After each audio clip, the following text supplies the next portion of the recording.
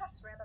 If you are not sure where we are in chapter 6, and we've just spoken about the concept of things that are holy and things that are not holy. And we said that the definition of something that is holy is openness, the ability to relinquish a sense of self, and the ability to allow Hashem in. It's really interesting that when you have a look, when you read up about Mashiach, and I know it's a little bit off the topic, but it's not completely off the topic. So when you read up about Mashiach, one of the themes that emerges, which is a little bit beneath the surface, is the correlation between humility and Mashiach. So there are quite a number of sources that tell us that Mashiach has to be a very humble individual. But what's interesting is that there are also sources that say we need to be humble people in order for Mashiach to come. Interesting. And so the question is why? What's the correlation between humility and Mashiach? So one of the explanations that's given is because the whole purpose of Mashiach is to usher an era where godliness is completely revealed throughout the whole world. And the Gemara tells us that if a person is in a state of arrogance, then that pushes Hashem away from the world. So in order to bring holiness into the world, in order to bring godliness into the world, we have to be willing to be humble to the extreme, humble to the point that we completely relinquish our sense of self. So that's what we learned over here in this chapter. If you want to invite Hashem into a space, then what has to happen is you have to be in a position of absolute humility, complete submission, willingness to surrender the ego in order to allow Hashem in. So that's the definition of Kedusha as we've seen it in this chapter. Holiness means anything or anyone that submits and makes room and allows Hashem and invites Hashem into the space. And then we said that the opposite of that is what we call klippa. Now, klippa is a term that we're going to have to become more familiar with because klippa is a term that's going to appear multiple times through the course of what we're learning in Tanya. Basically, the concept of klippa is anything which forms a barrier to godliness, anything that obstructs godliness, anything that hides godliness. So, if holiness is where we remove ourselves, get out of the way, so we can invite Hashem into the space, then the corollary tells us that klippa is anything which consolidates us in the space and says, I'm here, I'm not going anywhere, right? This is me, I'm important, I count, I have, I have feelings too, or whatever particular thing it is that we say, and therefore Hashem has to give me some space. So Hashem says, in that case, I'll give you all the space in the world. You want to fill the space? Gesundheit hate, as we say in the classics. You can fill the space. I'm out of here. So then we asked ourselves the question, very simple question, if Hashem is the source of all life, and the definition of klippa is anything that chases Hashem out of the room, how do they live? If you're not plugged in, if you're not connected, how do you live? And so we learned that there's a principle called achoirayim. So the ultimate relationship is what we call a face-to-face relationship, which is what we always want to have with Hashem. You want to have a face-to-face relationship. You want to have the sense that I am on good terms with Hashem. We talk, we look at each other, we gaze at each other, so to speak. And what we don't want to have is an achorayim relationship, which is basically, behind the back, a roundabout route where it's not measured by how much we get, because the person who has the backward relationship with Hashem might actually get a lot of things in their life, but the key is they don't get relationship. And ultimately, the greatest value is relationship. The greatest value is connection. It's an interesting observation, but if there's one thing, and hopefully there's more than one thing, but if there's one thing that COVID taught us, it's how important it is to have connection with other people, how important it is to have relationship. So isolation is damaging. Some very, very interesting research about isolation and the impact that isolation has on a person's mental and physical health. So if that's true with people, for example, the research says that in places like the UK, the steep incline in depression following COVID is kind of unprecedented. Why? Because of the isolation. Similar studies that were done during COVID in the United States that also showed, these incredible breakdowns in people's physical health and how isolation impacts longevity. Now, if that's true between people, it is definitely true between people and God. If there's no connection, there's no real life. That means a person could fill their pockets with all the wealth in the world. They could live in multiple mansions and have the fanciest cars and brand label clothing. But if a person does not have connection with Hashem, it is all worthless. Isolation is deathly. So that's what we call acharoim. Now, we're not done with that. We're not done with that conversation, because we're at the point in the conversation that says, but still, where is the life inside those things that have chosen to sever their connection to Hashem? So let's understand this. Right? We live in a time in history where we can relate to remote interactions. Actually, that's what we're doing right now, is a remote interaction. I remember the first time that I ever went to New York, which was in the 80s, and I was so impressed by the phones that they had in the houses. What was so impressive? The phones were typically mounted on the wall, and they had this long, stretchy cable so that a person could speak on the phone and they could literally walk from one room to the next room to the next room. And I thought, wow, this is amazing. Why don't we have this back home in South Africa? In South Africa, when you spoke on the phone, you were locked into about a 1 meter radius of wherever the phone was. It's like, wow, it's an amazing concept. The bottom line is that was still a concept of being plugged in. And now we live in a world of wireless technology. Wi-Fi, cellular phones, satellite TV, whatever it is, this wireless technology. So we understand that it is possible to have some kind of energy without being plugged in. Now, I don't know if you've ever had problems with your internet connection at home, and I certainly hope you never have problems with your internet connection at home, because it's one of the great frustrations of the 21st century. People go to therapy because of the speed or lack thereof of their internet. So hopefully, I'll give you a brocha. Your internet should always be reliable and fast.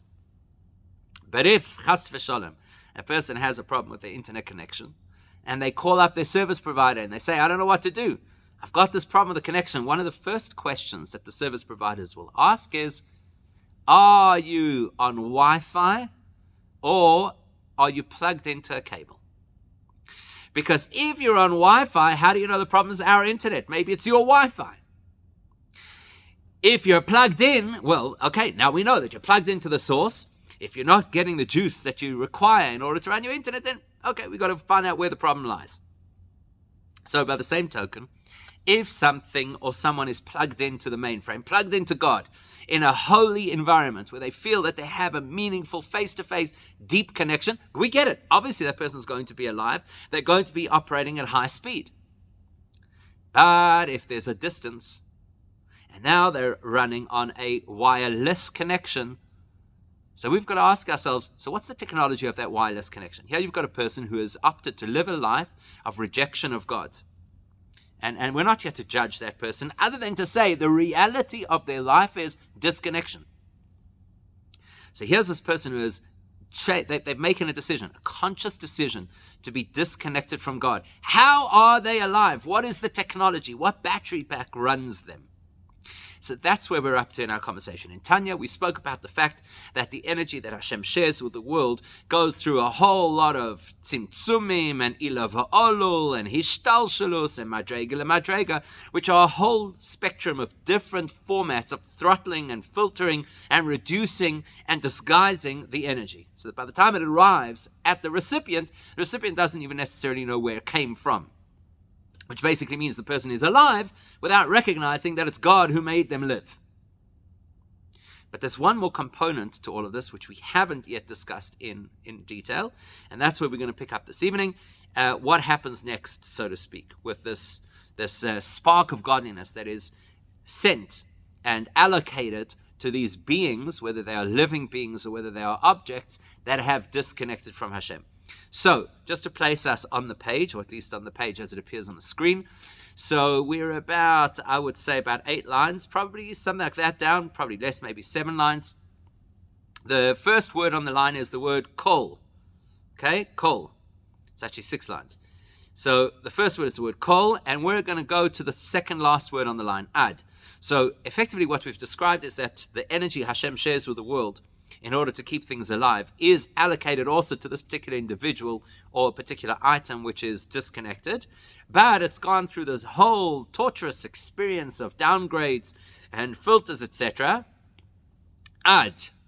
until the filtering system is so successful sheyochol lehistzamtzem, that now it is possible for this energy to become so compressed, ulehislabesh, to the extent that it can become enclosed within the thing, the person, or whatever that has to be kept alive. So before I read any further, let's just understand this.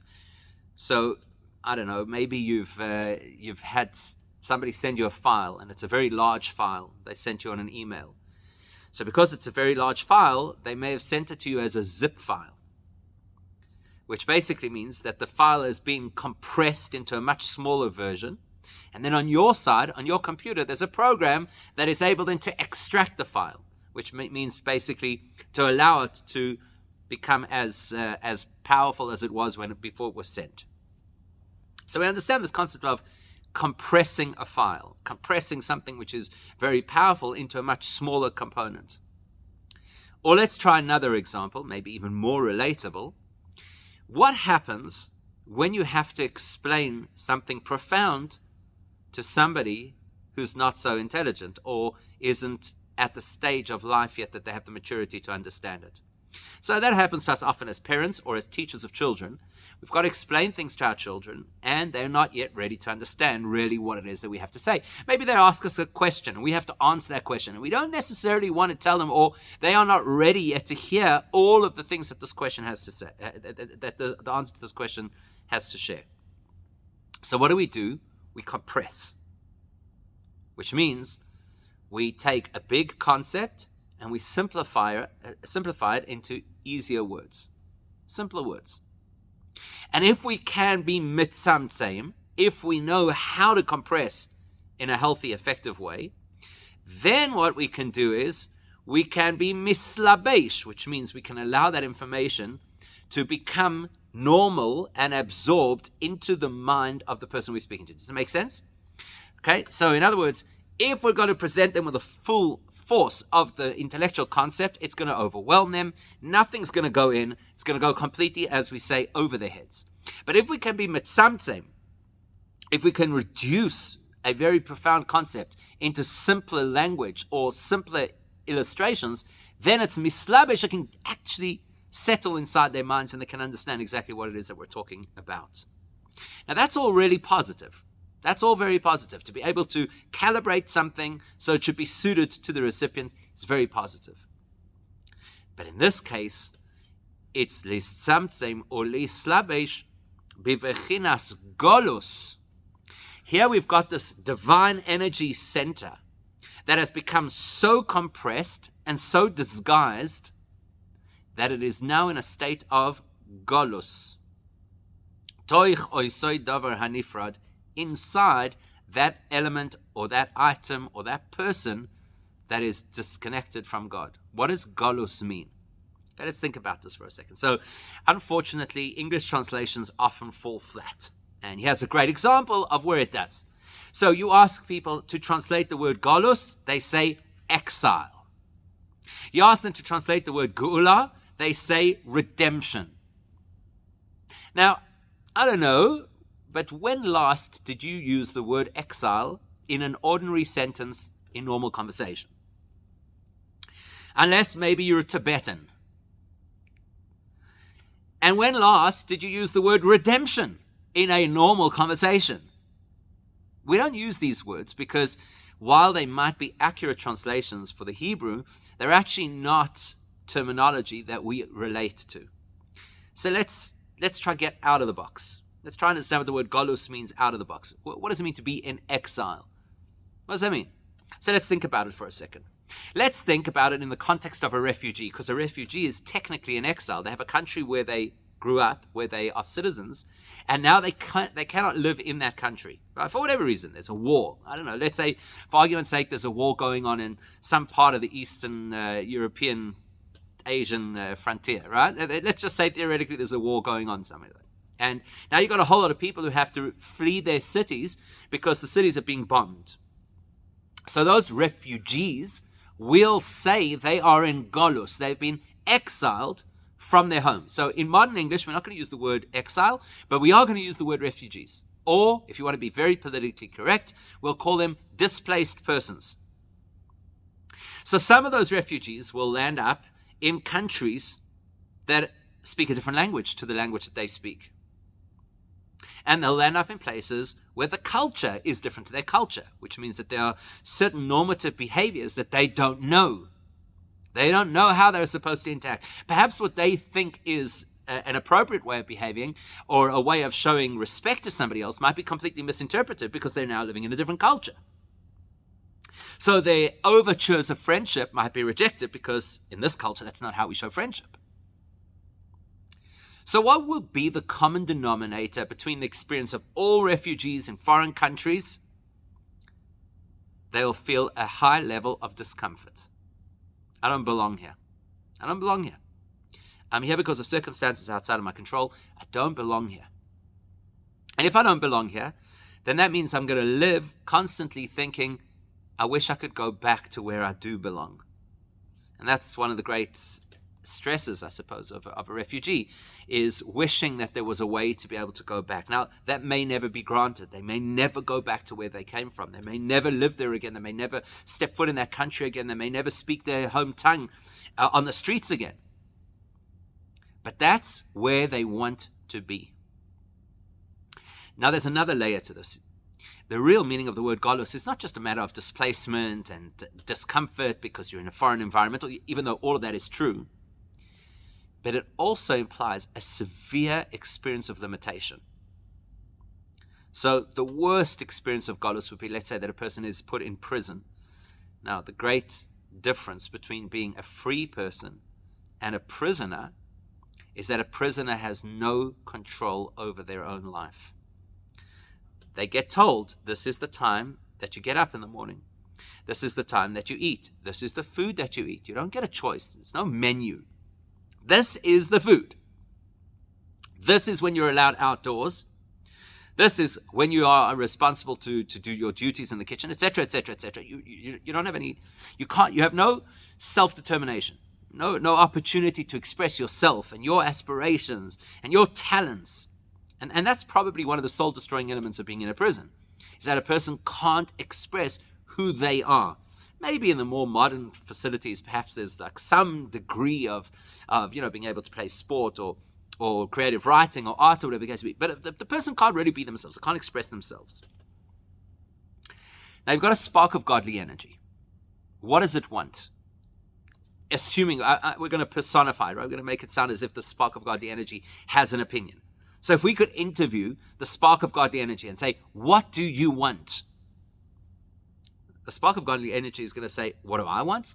Nothing to do with me. I've only one interest, that God should be revealed. So I should be part of God and God should be revealed. That's all I want. And now I'm trapped inside this object or this person that lives as if God does not exist. That's called golus. Sometimes you'll hear the expression where we talk about the Shekhinah, the divine presence, being in golus. This is what we mean.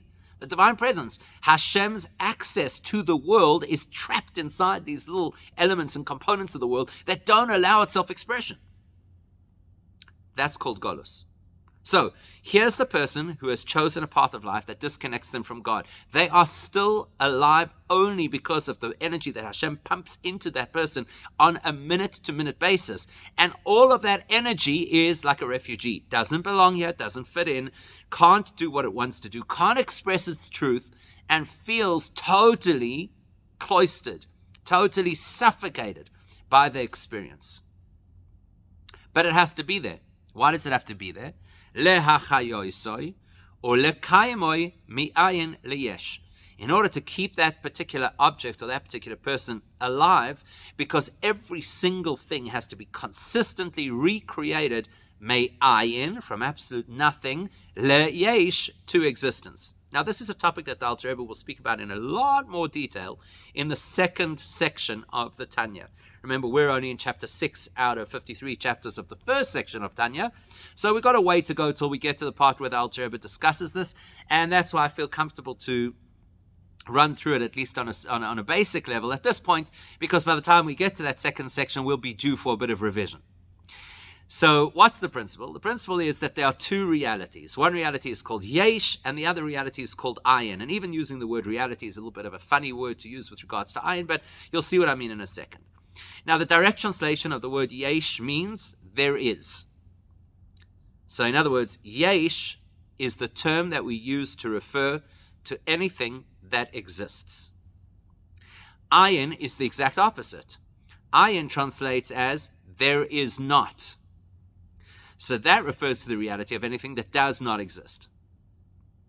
All right, let's do a few little exercises up here to try and understand exactly what yesh me'ayin means. So, let's say that you, you decided to buy yourself a Tesla car. So, I'm your neighbor, and I look out of the window, and guess what? There's now a Tesla car in your driveway. I say, wow, yesh, there now is a Tesla car, where yesterday, ayin, there was not a Tesla car. Right? That would be an abuse of the term. Because there absolutely was a Tesla car yesterday, and not only a car, this car already existed yesterday, just happened not to be in your driveway. So that's not what we mean when we say yesh me'ayin. Something is apparent to me where previously it was unknown to me. No, that's very subjective, and that's not real yesh me'ayin. So what is real yesh me'ayin? Let's try again. Okay, let's say that hanging right now in your house, or let's say you've got an easel in your house, and on that easel is a canvas. Right now on that canvas there is nothing. Ayin. And over the next few weeks, you're going to paint this most magnificent scene of the Kotel in Jerusalem. Is that yesh me'ayin? Something that now exists, where ayin previously it did not exist. So now it's a little bit more subtle, right? Because it's not like the painting existed elsewhere and I just brought it into my house. The canvas was blank. And so to the observer who looked at the canvas, they said, ayin, there's nothing on the canvas. And then they came back 3 weeks later and yesh, there's now this magnificent artwork on the same canvas. So maybe they'd say, aha, that is yesh me'ayin. That is something that is now there where previously there was nothing. Not true. First of all, the canvas didn't materialize out of thin air. The canvas was there. So was the paint and the brushes. They were all there. Which means that the potential for this painting was there all along.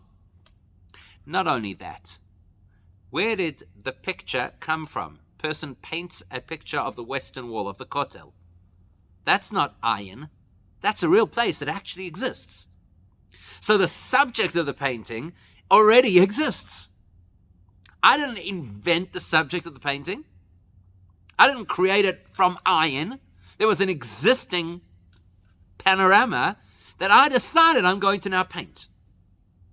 Not only that, I had a picture in my head of what I was going to use, what kind of paints, what kind of painting style, what kind of sizing of the Kotel. That was all in my head. It's not ayin. It's not like it didn't exist. It existed just in a different dimension, in the dimension of thought. And now it exists in the dimension of action, or in the dimension of product, something actually being produced. So even though to the eye of the beholder, yesh has come out of ayin, there was nothing before, and now there's something, that's a relative or subjective term. It's not the truth. It's not that nothing turned into something. An existing scene turned into a thought and plan in my head, which translated into this painting on the canvas. So what is yesh me'ayin? Yesh me'ayin means that the ayin, the state of there is nothing, was so absolute that not only was this thing not there yet, the concept of this thing was not there yet. Let's put that into the terms of our conversation. Before Hashem created the world, what was there? So you might say there was black, because that's what most people think. Because most people, when they think of nothing, think of black. Because that's what we think. Close your eyes and imagine nothing. Guaranteed the image will be black. Black is not nothing. Black is a color. Black is a visual experience. That's not nothing. So people say, oh, well, before there was a world, there was obviously a plan for a world, because you don't just create something without having a plan. That's true. What was there before there was the plan for the world? You know, sometimes parents say this to their children. They say, this particular event happened before you were thought of. And what do you mean when you say before you were thought of? Is that yesh me'ayin? No, it's not. That's just saying we hadn't yet thought that you would be our child. But we definitely thought that one day we'd have children. So before the creation of the world, not only is there no world, some big blank black canvas on which Hashem is going to generate a three-dimensional artwork called the universe, there's no concept of a world. It does not exist. So what exists before creation? Only Hashem himself. That's all. Everything else that we now know and identify and experience is all ayin, completely non-existent, not only in practice, but even in concept. And that's only in the divine toolbox to be able to take ayin and turn it into yesh. We can't do that. Only Hashem can. Well, maybe there's certain places where we can do something like it. Here's an interesting example. Let's say that you're walking outdoors and you see lying in your garden, you find a tennis ball lying in your garden. Now, you don't have a tennis court at home. You don't have a child who's practicing juggling. You don't have tennis balls. So it's quite obvious that the tennis ball that's lying in your garden probably belongs to your neighbor who does have a tennis court. So you pick up the tennis ball and you throw it back over the wall because you're sure that it came from your neighbor from his tennis court. As you throw the tennis ball, and this particular story, for the purposes of this illustration, happens in Johannesburg, South Africa. The reason it happens in Johannesburg, South Africa is because both your house and your neighbor's house has a massive 12-foot wall around the perimeter, so nobody could see inside. All they see as somebody's walking down the road is a tennis ball flying into the air and then going across to the next door property. They don't see you. They don't see the person throwing the tennis ball. They just see a tennis ball flying through the air. Now, if the person who is walking on the street is a people atheist, that means they don't believe that people exist, they've got a big problem now. How did the ball fly? How's this possible? I don't believe they're people. So they'll come up with a whole elaborate scientific explanation that there must be some kind of a mechanism, some kind of a machine that randomly shoots balls into the air. Okay? We're a little bit smarter, and we understand that behind the wall, there's a person, just like I'm a person, there's another person behind the wall, and they threw the ball over the wall. Now, here's the thing. The movement of a tennis ball in an upward motion is yesh me'ayin, relatively speaking.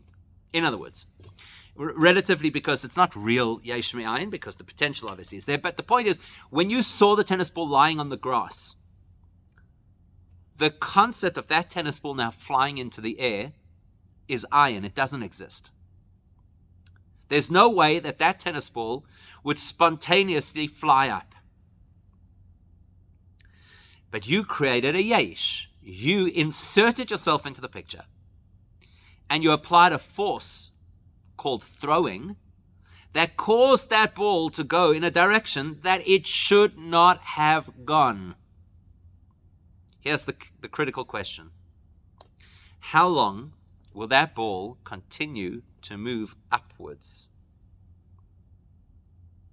And the answer is, it depends how strong you are.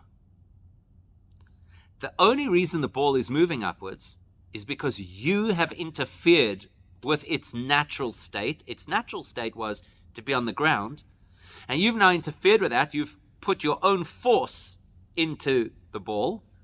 You've created kinetic energy that makes the ball fly up into the air, and depending on how much force you could exert, that will determine how high that ball can fly before nature kicks in and it goes back to how it was always meant to be, down on the ground by virtue of gravity.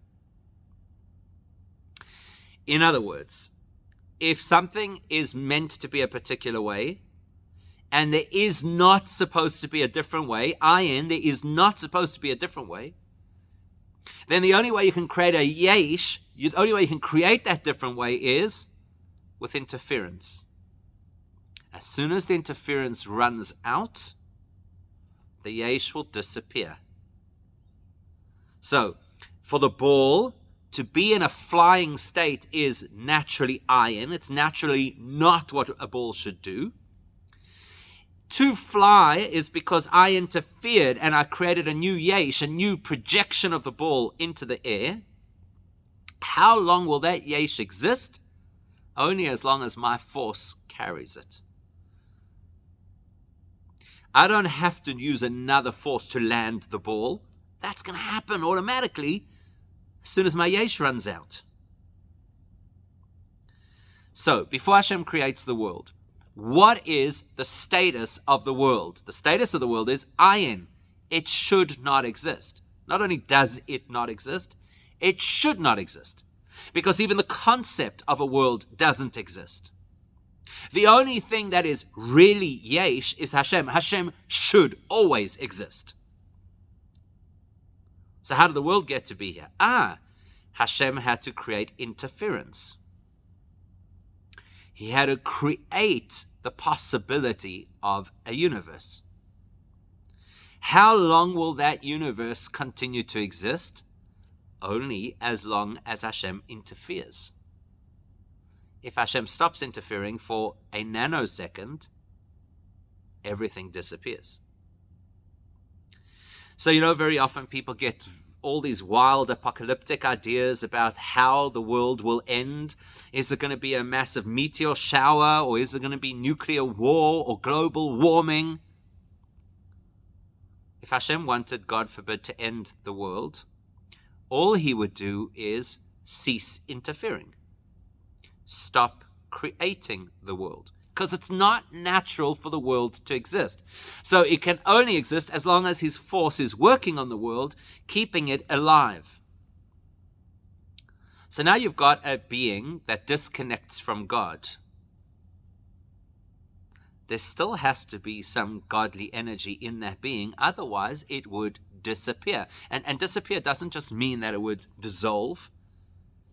It means that the concept that thing had ever existed would also disappear.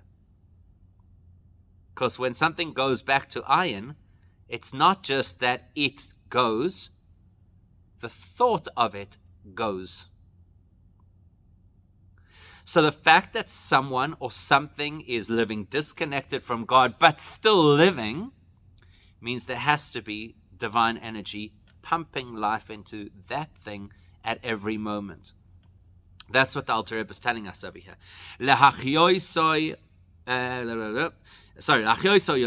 To keep it alive and to keep it in existence, may ayin leyesh, from the default state that it should not exist into the interference state that it does exist. Shelo yachzor liyos ayin ve'efes ki betchila mikoidem shenivra. To ensure that this object or item or concept or person doesn't revert back to its natural default state, which is that it should not exist at all. It's an incredible concept, because effectively what the Alter Rebbe is telling us is, people often ask questions like, do you think Hashem was able to stop X and Y tragedy from happening? Or this particular bad behavior or evil episode or whatever. Well, now we see it's not just a matter of that Hashem could have potentially stopped it happening, but we've got this wild insight that if anything at any time exists, it's only because Hashem allows it to exist at that time. Yes, admittedly without a personal, meaningful relationship, but with divine energy nonetheless. Yes, it is divine energy that has been heavily filtered, restricted, throttled, and compressed, but it's divine energy nonetheless, because there is no other way that anything could exist besides having a divine battery pack. So what have we learned? If a person or an object or a time of the year or a geographical location is completely transparent, just allows godliness to flow through it, that would be holy. So the Holy of Holies in Jerusalem was a place that just allowed godliness to flow freely without any obstruction. To be a holy individual is somebody who doesn't live for their own agenda. They just allow Hashem to speak freely through them. Like Moshe, where the Midrash tells us that the divine voice spoke through his throat. And so anything that is holy has the highest level of connection with Hashem. Or to put it differently, it's as alive as you can be. Anything that is unholy, klippa, which is a rejection or obstruction of godliness, also has a divine spark of energy to keep it alive, but it is absolutely ignorant of that fact. Which is an amazing concept, right? So you've got somebody who's only alive, or something that only exists because Hashem allows it to, and they are completely blind to it. And it's that blindness that gives our world its character, unfortunately. So look at what he says next. That's why the Kabbalistic definition of our world and everything that lives within it is called Olam HaKlipois, the world of obstructive layers that blur godliness from us. That's our reality. If you don't believe me, very easy exercise. Tomorrow, when you walk on the street, see if the billboards reflect godliness or other things. And if you don't believe that, just listen to the politicians or the celebrities, or watch, I'm not going to recommend you watch TV, but you get the idea, right? It's all klippa. Everything in the world is designed to blur our vision of godliness. And we're consistently surprised by this. I can't believe there's so much anti-Semitism in the world. I can't believe there's so much immorality in the world. I can't believe that the wrong people are in government, etc., etc. We constantly are surprised by this. You hear the Alter Rebbe says, why the surprise? None of those individuals who everybody worships because they were once on the silver screen, or because they have a good voice, or they're athletic, or they happen to get the highest office of the land, none of those people is willing to surrender themselves to Hashem. So what did you expect was going to happen? How were they supposed to be somehow a conduit of goodness and meaning and insight and holiness? They haven't opted to do that. The way Hashem has designed the world is that the vast majority of the world opts to be self-interested. And then we're surprised that self-interested people land up with toxic attitudes or misaligned morality. Obviously, they're self-interested. They're not looking for objective truth. They're not looking to display godliness through their behavior. And the other name that we use for the experience of our world is Vesitra Achra. Our world lives mostly on the wrong side of the spiritual tracks. That's the default reality of this physical planet Earth. Everything and everyone lives on the wrong side of the spiritual tracks. That's how, remember how the first Jew got his name?